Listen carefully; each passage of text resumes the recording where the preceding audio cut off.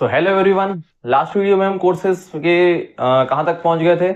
हम पहुंचे थे आपके न्यूमेरिकल्स डिस्कस किए थे। आज हम बात करेंगे कंजर्वेशन ऑफ चार्ज के ऊपर, इलेक्ट्रिक चार्ज वर्सेस इलेक्ट्रिक मास के ऊपर। उसके बाद हम बात करेंगे कूलम्ब्स लॉ के ऊपर, उसके बाद उसके वेक्टर फॉर्म के ऊपर, फिर डाइलेक्ट्रिक कांस्टेंट और रिलेटिव परमिटिविटी के ऊपर हम डिस्कस करेंगे। मेरा नाम है सजल शर्मा। मैंने अपनी स्कूलिंग सीबीएसई से कंप्लीट किया है विथ 86% और फिजिक्स में मेरे 95 मार्क्स थे। उसके बाद मैंने बीटेक किया है विथ इन ऑनर्स और उसके बाद मैंने गेट क्वालिफाइड किया 3 टाइम्स। तो ये लेक्चर को शुरू करते हैं उससे पहले मेरी एक छोटी सी रिक्वेस्ट है कि ये वीडियो अभी आपके पास मिला है, हो सकता है आगे रिकमेंड हो या ना हो, तो आप तुरंत से तुरंत इस वीडियो को लाइक कर दीजिए ताकि ये दोबारा रिकमेंड हो। दूसरी बात, आप इस चैनल से जुड़ने के लिए चैनल को सब्सक्राइब जरूर कर दीजिएगा और अभी चैनल को बड़ा करने के लिए सिर्फ आपका शेयर की जरूरत है। तो कृपया करके इस चैनल के लिंक को शेयर कीजिए अपने जितने भी ग्रुप्स हैं, जितने भी लिंक्स आप फॉरवर्ड कर सकते हैं। ये मेरे लिए बहुत ही बेनिफिशियल होगा, ये चैनल के लिए बहुत ही बेनिफिशियल होगा। तो आइए इस वीडियो को शुरू करते हैं। सबसे पहली बात आज करेंगे हम कंजर्वेशन ऑफ, पूरे टॉपिक वाइज चल रहे हैं हम लोग, तो आपको टॉपिक पूरा क्लियर होते चलेगा। कंजर्वेशन मतलब आप कंजर्वेशन ऑफ मास जानते रहे होंगे, लेकिन कंजर्वेशन ऑफ चार्ज की बात हो रही है। कंजर्वेशन ऑफ चार्ज में आप बेसिकली ये देखते हैं कि एक आइसोलेटेड सिस्टम में, सपोज ये एक आइसोलेटेड सिस्टम है, ठीक है, यहां पे एक प्लस चार्ज रखा हुआ था, यहां पे एक माइनस चार्ज रखा था, यहां पे एक और माइनस चार्ज रखा था, यहां पे प्लस चार्ज रखा था और यहां पे माइनस चार्ज रखा था। ये आइसोलेटेड सिस्टम है, मतलब ना यहां से कोई भी हीट और एनर्जी ट्रांसफर हो रही है, ना ही कहीं सा भी चार्ज ट्रांसफर हो रहा है। डेफिनेशन को मैं आपको एक डायग्राम के रूप में रिप्रेजेंट करने की पूरी कोशिश कर रहा हूं। तो इस आइसोलेटेड सिस्टम में ये क्या है, हमारा आइसोलेटेड सिस्टम है, ठीक है। इसके अंदर जब कोई चार्ज आ नहीं रहा है या जब कोई चार्ज जा नहीं रहा है, तो कितना टोटल चार्ज, अगर time t is equals to 0 पे जो था, कितना चार्ज था, 2 पॉजिटिव 3 नेगेटिव, -1 चार्ज था वहां पे, मान के चलो आप। तो time t is equals to t, कोई भी टाइम ले लो आप, तो भी जो चार्ज होगा वो -1q ही होगा। यही कंजर्वेशन ऑफ चार्ज रिप्रेजेंट करता है। मतलब यहां पे जो कंजर्वेशन होता है ना, वो स्ट्रिक्टली फॉलोड होता है। जैसे मास में क्या होता है, मास कंजर्वेशन में मास कई बार एनर्जी में, हीट के फॉर्म में कन्वर्ट हो जाता है, लेकिन चार्ज के केस में ऐसा नहीं होता। चार्ज के केस में चार्ज स्ट्रिक्टली कंजर्व्ड रहता है। मतलब अगर -1 कूलम है तो वो टी टाइम के बाद भी, 1 घंटे 2 घंटे बाद भी, अगर वो आइसोलेटेड सिस्टम है तो वो -1 कूलम ही रहेगा। कुछ और एग्जांपल्स अगर हम देखें तो जैसे कि शुरू के केस में मैंने जो आपको इलेक्ट्रोमैग्नेटिक इंडक्शन जो पहले समझाया है आपको, विदाउट टचिंग हम जब चार्जेस को इंड्यूस करते हैं, पोलैरिटी ला पाते हैं। इंड्यूस मतलब वो चीजों को ला देना, उस प्रॉपर्टी को ले आना उस चीज में, विदाउट टचिंग, तो वो इंडक्शन है। और इलेक्ट्रोस्टैटिक मतलब इलेक्ट्रिकल प्रॉपर्टीज ले आना स्टैटिक पोजीशन में। तो हम डिस्कस किए थे, एक रॉड था जिसपे, जैसे एक ग्लास रॉड है और सिल्क क्लॉथ से जब इसको रब करेंगे तो इसके जो लूजली पैक्ड इलेक्ट्रॉन्स है ना, जो आउटर शेल्स में होते हैं, वो इलेक्ट्रॉन सिल्क क्लॉथ में चले जाते हैं। अब जैसे इलेक्ट्रॉन की डेफिशिएंसी होती है तो क्या चार्ज बढ़ जाता है, पॉजिटिव चार्ज बढ़ जाता है। तो ये ग्लास रॉड में जो पॉजिटिव चार्ज बढ़ा, और जो मान के चलो एक सिल्क क्लॉथ है, इस सिल्क क्लॉथ में नेगेटिव चार्ज जो बढ़ा, अगर ये हमारा सिस्टम तो ये दोनों है ना पूरा, इन दोनों का जो पहले नेट चार्ज था वो कितना था, 0। बाद में क्या हुआ, T time t is equal to पे भी 0 था, टी टाइम t पे भी क्या हुआ, नेट चार्ज 0 ही हुआ। जितना ये प्लस बढ़ा उतना ये माइनस बढ़ा, तो एंड में नेट चार्ज क्या आया, 0 ही आया। वैसे ही हमारा चार्ज इसी तरीके से कंजर्व रहता है। दूसरी बात, अगर हम रॉक सॉल्ट NaCl को ले लें, है ना, ये इक्विलिब्रियम का ही साइन है, तो ये एक्वस सॉल्यूशन में, आपका वाटर मान के चलो, एक्वस सॉल्यूशन में Na प्लस और Cl माइनस पे टूटता है। तो यहाँ पे भी नेट चार्ज कितना है, 1 + 1 - 0, ये तो ऑलरेडी न्यूट्रल है 0, तो चार्ज क्या रहा, कंजर्व रहा। यही मैं बताने की कोशिश कर रहा हूं कि कंजर्वेशन ऑफ चार्जेस में चार्ज कंजर्व रहता है, काफी स्ट्रिक्टली कंजर्व रहता है। वैसे ही आपका न्यूक्लियर रिएक्शंस में भी होता है, वो भी मैं लिख सकता हूं, लेकिन उससे आप कंफ्यूज हो सकते हैं। ये दो इजी एग्जांपल्स आपको समझाने के लिए काफी होगा, ये कंजर्वेशन ऑफ चार्ज है। अब बात करते हैं इलेक्ट्रिक चार्ज और मास के डिफरेंस के बारे में, कि क्या डिफरेंस है आखिरकार इलेक्ट्रिक चार्ज और मास में। सबसे पहली बात, अगर हम डिफरेंसेस की बात करें, ये आपका चार्ज लिख देता हूं मैं, कुछ ऐसी की पॉइंट्स हम डिस्कस करेंगे। मेनली जो मेरे लेक्चर्स होते हैं ना, मेरे लेक्चर्स आपको एक ऐसा स्टूडेंट, एक ऐसा एस्पिरेंट बनाने की कोशिश करते हैं जो डेफिनेशन बेस्ड ना हो, लेकिन डेफिनेशन लिख जरूर सका, मतलब लिख जरूर सके। ये एक मेरा पूरे तरीके से अपना ट्राई रहता है, क्योंकि आज की डेट में यार आप डेफिनेशन समझने के लिए संघर्ष कर सकते हो, लेकिन समझ गए तो लिखने के लिए संघर्ष मेरे हिसाब से आप में अंदर क्षमता जरूर होगी कि जो जो चीजें आप समझ रहे हैं उसको अपने वर्ड्स में, कुछ टर्मिनोलॉजी यस आपको यूज करना होगा जो मैं आपको एक्सप्लेन कर रहा हूं इस बोर्ड पर। लेकिन अगर आप डेफिनेशन ही क्लियर नहीं होगा तो क्या अपने ओन वर्ड्स में लिखोगे। तो मेरे अब फर्स्ट जो टीचिंग का वे रहता है कि आपको वो कोर कॉन्सेप्ट डिलीवर किया जाए, उसके बाद वो टर्मिनोलॉजीज में फोकस किया जाए, उसके बाद कुछ डायग्राम्स के थ्रू, फ्लो चार्ट्स के थ्रू आपको समझाया जाए। फोर्थ पॉइंट में मैं रखता हूं, क्योंकि आपको नोट्स भी बनाने सीबीएसई से रिलेटेड, जेई नीट में तो आपका काम चल जाएगा, क्योंकि इसके बाद अगर आपका कॉन्सेप्ट स्ट्रांग है तो आपको सीधा अप्लाई करना है। अब आ जाते हैं ये डिफरेंस में, चार्ज और मास के बीच के डिफरेंस में। तो भैया सबसे पहली बात, चार्ज जो है क्वांटिसाइज है, मतलब इसको आप Q = NE लिख देते हैं, ठीक है। लेकिन आप जो है मास को क्वांटिसाइज नहीं कर पाए हो, कौन सा मास किसका होगा नहीं कर बता पाए हो। इस पे जो है फोर्स जो है पॉजिटिव हो सकता है, नेगेटिव हो सकता है, 0 हो सकता है, लेकिन इसका फोर्स हमेशा पॉजिटिव होगा, ठीक है। और आपका जो चार्जेस का नेचर है, जो चार्ज होगा वो भी आपका पॉजिटिव हो सकता है, नेगेटिव हो सकता है, या नेट चार्ज 0 भी हो सकता है, लेकिन मास हमेशा पॉजिटिव ही होगा, तो सभी को मालूम होगा, ठीक है। उसके बाद अगर हम डिस्कस करें कि चार्ज और मास में और क्या डिफरेंस आ जाता है, डिफरेंस एक ये भी आता है कि चार्ज जो है स्ट्रिक्टली कंजर्व रहता है, जैसे मैंने पहले बताया, ये जो है स्ट्रिक्टली कंजर्व्ड रहता है। बट इस केस में क्या है, वो एनर्जी का फॉर्म ले सकता है, कैन बी टेकन, ठीक है, उतना स्ट्रिक्टली कंजर्व नहीं रहता। और एक बात अगर हम देखें तो चार्ज जो है बॉडी के स्पीड पे डिपेंड नहीं करता, does not depend on body speed. ये थ्योरी ऑफ रिलेटिविटी जो आइंस्टीन ने डेवलप की है, उसके अकॉर्डिंग मास जो है, अगर वो रेस्ट में इसका मास इतना है, अगर v वेलोसिटी से वो मूव करने लगा तो इस हिसाब से उसका मास बढ़ जाएगा, ठीक है। ये एक रिलेशन से, तो ये जो है स्पीड पे बॉडी डिपेंड करती है, डिपेंड अपॉन स्पीड, स्पीड से भाई ये अछूता नहीं है। और अगर डिफरेंसेस की बात करें तो चार्ज जो है वो स्ट्रिक्टली कंजर्व तो रहता ही है, उस पर कोई डाउट नहीं है, लेकिन क्वांटिसाइज भी किए, सब कुछ कर लिया आप।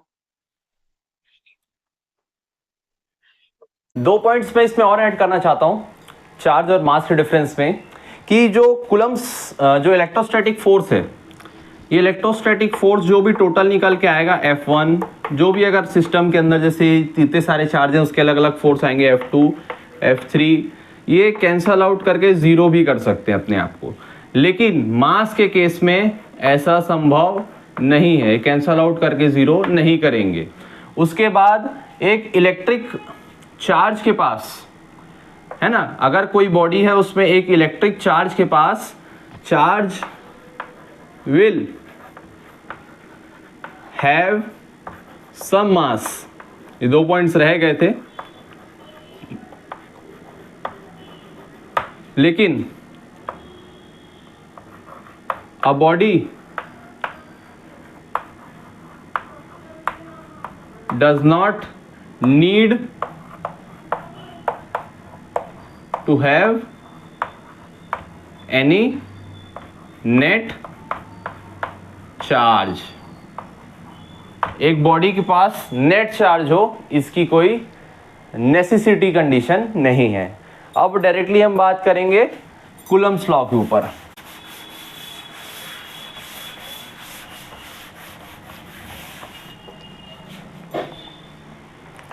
कूलम्ब्स लॉ,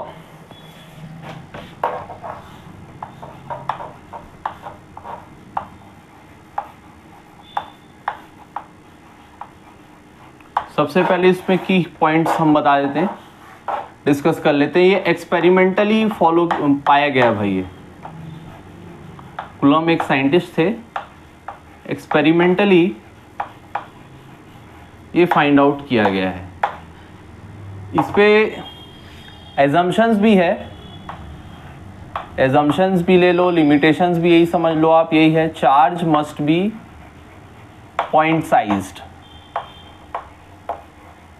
भाई जो चार्ज होगा ना ये छोटा होना चाहिए, और जो डिफरेंस है दो चार्जेस के बीच में उनके साइज से मतलब उनका साइज इतना बड़ा नहीं होना चाहिए कि वो डिस्टेंस छोटा हो जाए, ऐसा नहीं होना चाहिए।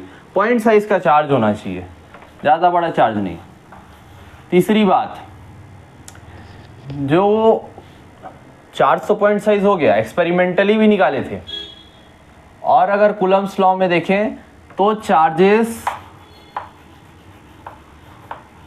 Must be at rest. रुके हुए चार्जेस की ही हम बात करेंगे भाई यहाँ पर, है ना। मोशंस वाले चार्जेस में फिर इलेक्ट्रिक फील्ड और मैग्नेटिक फील्ड वाले फिनोमिनन ऐड हो जाते हैं। हम स्टैटिक चार्जेस के ऊपर डिस्कस करेंगे, ठीक है। तो इसका एक्सप्रेशन जो एक्सपेरिमेंटली फाउंड किया गया कि जब दो पॉइंट साइज चार्जेस Q1, ठीक है, ये Q1 ये Q2 अगर R डिस्टेंसेस से सेपरेटेड हैं तो जो फोर्स लगेगा एक दोनों, मतलब ये चार्ज इसके ऊपर जो लगाएगा, ये चार्ज जो इसके ऊपर लगाएगा, वो इक्वल होगा। जो फोर्स ऑन एक दूसरे पे लगाएगा, मतलब जो फोर्स है पहले में दूसरे के कारण, वो फोर्स उतने के ही बराबर होगा जो दूसरे पे लग रहा है पहले के कारण। अगर हम वेक्टर फॉर्म में बात करेंगे, इसके बात करते हैं, पहले इसको डिस्कस कर लेते हैं। मैग्नीट्यूड दोनों का बराबर होगा, और उसका एक्सप्रेशन जो होता है, सबसे पहली बात वो एक्सप्रेशन ये निकल के आता है। चलो मैं एक्सप्रेशन पहले लिख देता हूँ। 4 पाई एप्सिलॉन, ये आपका परमिटिविटी है, 4 by epsilon Q1 Q2 by R square, ये आपका एक्सप्रेशन होता है। Force between two charges separated by distance R and which is at rest. इसका एक्सपेरिमेंटली ये फाउंड किया गया था कि फोर्स जो है प्रोडक्ट ऑफ, जिससे दो चार्जेस के बीच का फोर्स निकालने उससे प्रोपोर्शनल होता है, दोनों चार्जेस के प्रोडक्ट के प्रोपोर्शनल होता है फोर्स, और इन्वर्सली प्रोपोर्शनल होता है square of the distance between them. अब जब प्रोपोर्शनैलिटी साइन हम हटाते हैं तो एक कांस्टेंट लगाते हैं, उस कांस्टेंट की वैल्यू जो है ये 1/4 पाई एप्सिलॉन नॉट है, ठीक है। इसको परमिटिविटी कांस्टेंट टोटल हम बोल सकते हैं k की वैल्यू को, k is equals to 1/4 pi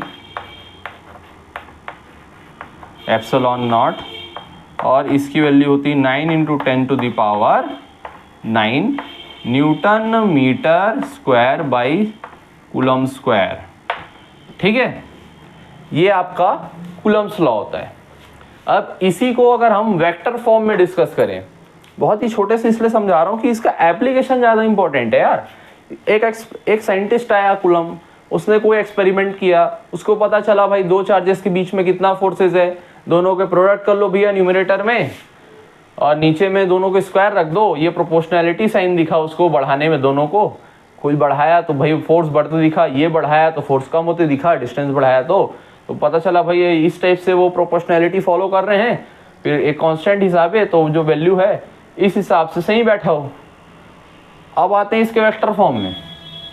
vector form में कुछ नहीं होता है, वेक्टर फॉर्म में आपको साइन कन्वेंशन फॉलो करना होता है। जैसे ये अगर इसको आप ओरिजिन मार रहे हो तो इस तरफ आपका सारा जो है सारा कुछ पॉजिटिव हो जाएगा और इसके सारा कुछ इधर मतलब इस डायरेक्शन में जा रहे हैं तो पॉजिटिव, यहाँ से इस तरफ आ रहे हैं तो नेगेटिव। ठीक है, ये 0 हो गया ना जी, मान के चलो ये 0 2 है, फाइनल माइनस इनिशियल 0 - 2 2 सॉरी 2 - 0 2। अब वेक्टर में क्या है, फाइनल माइनस इनिशियल होता है, तो फाइनल क्या है 0, इनिशियल क्या था 2, -2 हो जाएगा। एक समझाने के तौर पे बता रहा हूँ आपको। तो ये डिस्टेंस जो है अगर हम 1 से हिसाब रहे हैं, अब इसका वेक्टर फॉर्म थोड़ा सा अलग से डिस्कस कर लेते हैं। अगर ये दो चार्जेस हैं 1 और 2, ठीक है, Q1 और Q2, ये न्यूमेरिकली तो R वैल्यू से R डिस्टेंस से सेपरेटेड है, लेकिन यहाँ से अगर हम काउंट करेंगे तो ये R 1 से लेके 2, ठीक है, और ये जो है इस तरफ इस डायरेक्शन में अगर हम बात करें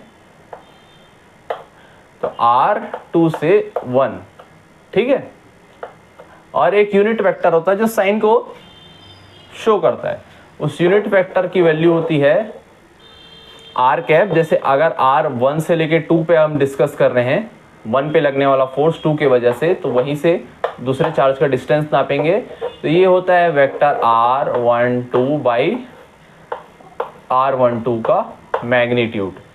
वैसे ही R21 हो जाएगा, R21 कैप आपका R21 vector form upon R21 का मैग्नीट्यूड फॉर्म। ठीक है, अब इसका एक्सप्रेशन कोई खास चेंज नहीं आता। आई थिंक सीबीएसई बोर्ड के रिस्पेक्ट में आपको ज़्यादा वेक्टर फॉर्म का टेंशन लेने की ज़रूरत नहीं है। अदरवाइज मैं इस वेक्टर फॉर्म को बहुत ही ज़्यादा डिटेल में डिस्कस किया रहता कि भाई एक वेक्टर यूनिट वेक्टर है, इसकी मैग्नीट्यूड हमेशा 1 होता है, ये वेक्टर बाई आपका मैग्नीट्यूड से आता है, वो सब की ज़रूरत नहीं है। हम क्वेश्चंस में इसको क्लियर कर लेंगे अगर कहीं पर ज़रूरत पड़ती है। तो यहाँ पे सिर्फ आता है आपका R कैप R12, ये भी R12 है तो R12 आ जाएगा, यहाँ 21 है तो यहाँ 21 आ जाएगा। कोई खास फर्क नहीं पड़ता, वेक्टर फॉर्म को डायरेक्शन समझाने के लिए होता है, बस इतना ही है इस चीज़ का। अब आ जाते हैं डाइलेक्ट्रिक कांस्टेंट या रिलेटिव परमिटिविटी। जैसे ये एयर है, यहाँ पे जो चार्जेस के ऊपर फोर्स है वो अगर 100 न्यूटन है ना, अगर 800 न्यूटन है मान के चलो, तो वो यही दो सेम चार्जेस अगर पानी के अंदर हो तो उसका 1/80th हो जाएगा, मतलब वो 100 न्यूटन हो जाएगा वो फोर्स। क्यों? क्योंकि वो मीडियम अलाउ नहीं किया। तो ये जो कांस्टेंट है ना एप्सिलॉन नॉट, ये आपका वैक्यूम का कांस्टेंट है, उसकी क्षमता दिखाता है वो कितना अलाउ कर रहा है उस फोर्स को। अगर हम बात करें किसी और मीडियम का कितना होगा, तो वही रिलेटिव चीज़ को हम कहते हैं रिलेटिव परमिटिविटी या डाइलेक्ट्रिक कांस्टेंट। तो आपका जो रिलेटिव परमिटिविटी या डाइलेक्ट्रिक कांस्टेंट K है वो इक्वल होता है मीडियम की permittivity upon absolute permittivity which is magnitude vacuum की। ये होता है आपका इसकी वैल्यू। अब भाई किसी मीडियम पे हम बात करेंगे, तो किसी मीडियम पे बात करेंगे तो जो हमारा फोर्स का वैल्यू होगा 1/4 पाई एप्सिलॉन लिखेंगे ना यहाँ पे, इंटू Q1 Q2 अगर कोई चार्ज है किसी मीडियम में, अपॉन R डिस्टेंसेस सेपरेटेड है तो R²। अब इस एप्सिलॉन की जगह हम क्या लिखेंगे, K इंटू एप्सिलॉन नॉट। तो ये मीडियम का फोर्स है, ठीक है, ये क्या आ जाएगा k इंटू एप्सिलॉन नॉट। तो इसको ऐसे लिख सकते हैं 1/4 पाई एप्सिलॉन नॉट इंटू के, ऊपर में आपका as it is Q1 Q2 by r square. तो क्या डिफरेंस आया, फोर्स का मीडियम, इसको ऐसे भी डिफाइन कर सकते हैं, अपॉन में ये पूरा जो है ऊपर आ जाएगा फोर्स ऑफ वैक्यूम, नीचे में डाइलेक्ट्रिक कांस्टेंट या रिलेटिव परमिटिविटी। तो इस रिलेटिव परमिटिविटी को हम ऐसे भी लिख सकते हैं, फोर्स बाई किसी मीडियम में दो चार्जेस के बीच का फोर्स अपॉन उसी दो चार्जेस और सेम डिस्टेंस का फोर्स किस पे, आपका वैक्यूम में। इसको ऐसे भी डिफाइन कर सकते हो आप फोर्स के टर्म्स में, और एब्सोल्यूट परमिटिविटी के टर्म्स में आपका मीडियम में जितनी परमिटिविटी है अपॉन फ्री स्पेस पे, यानी कि वैक्यूम में जितनी परमिटिविटी है। इस रेशो को हम डाइलेक्ट्रिक कांस्टेंट कहते हैं या रिलेटिव परमिटिविटी कहते हैं। ठीक है, डाइलेक्ट्रिक कांस्टेंट इसको बोलते हैं, या आप कर सकते हो रिलेटिव